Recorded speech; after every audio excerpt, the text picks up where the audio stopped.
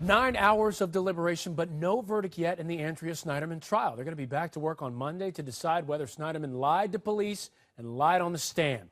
If the jury convicts her and she were to get the maximum sentence on all 13 counts, we're talking locking Andrea Sneiderman up for 100 years. Either way, she's looking at double digits if convicted. That's the big question. Kirby Clemens, criminal defense attorney, back with us. And let's take a look at how Andrea Sneiderman's defense team closed the case, calling her the real victim in this case.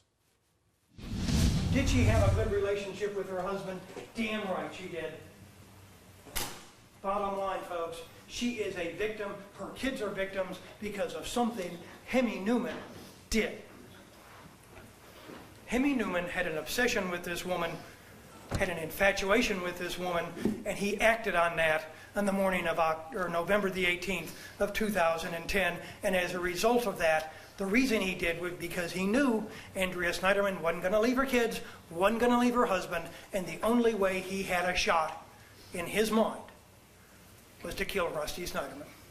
She is a victim, make no mistake. And when that happened on that day, part of that woman's heart and part of that woman's soul was ripped away from her by Hemi Newman, and she will never, no matter what happens in this case, never get that back.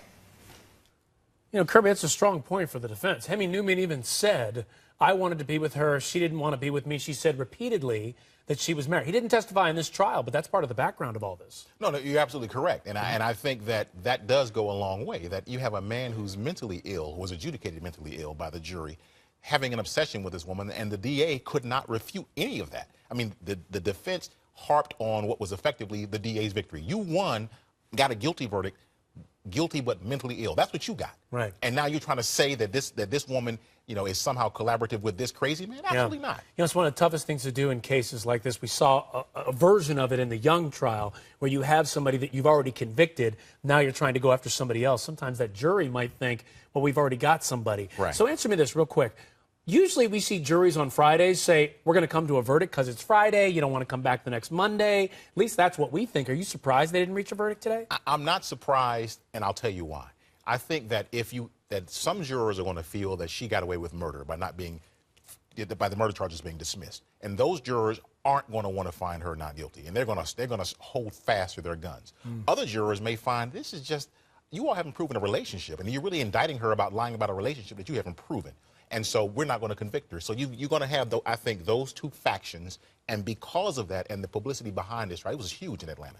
Because of that, I think you're going to have those factions. And therefore, the fact that you don't have a verdict today does not surprise me. Okay, maybe a lot more discussion. And by the way, Sneiderman's lawyer also reminded the jury that only one witness said Andrea had given up on her marriage, and that was Andrea's former best friend, Shayna Citron.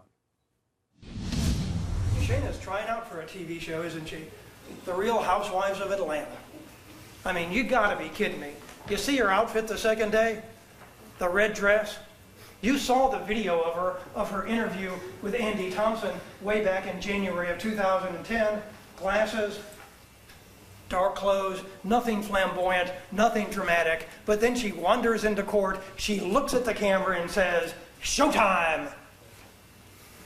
Andrea checked out of her marriage. I lay on the sofa and looked at the ceiling. Oh, she was wailing. Honest to goodness, listen to that crap.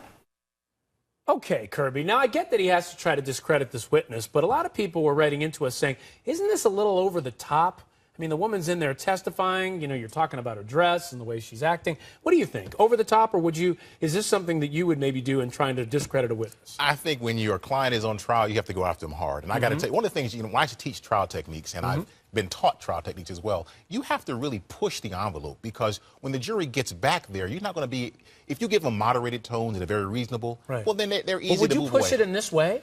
What else did he have to do? I mean, well, this woman's crying on the stand. Maybe some jurors are going to say, wow, she was really emotional, had a tough time with it. That's quite possible, and that may backfire, but those juries are going to be the jurors that would convict anyway. But you got to get your people in there, your people to say, we don't like this woman. And if you get jurors to say, I don't like somebody, then they're not going to believe them. And it sounds kind of bad, but it's the truth. If you can't impeach them on a prior inconsistent statement or prior felony conviction or something like that, then you just got to say, this is somebody you just don't like. And if you don't like somebody, you won't believe that person. Yeah. If you don't like the messenger, you might not like the message. Absolutely. Right? All right, Kirby, always good to see you. You too.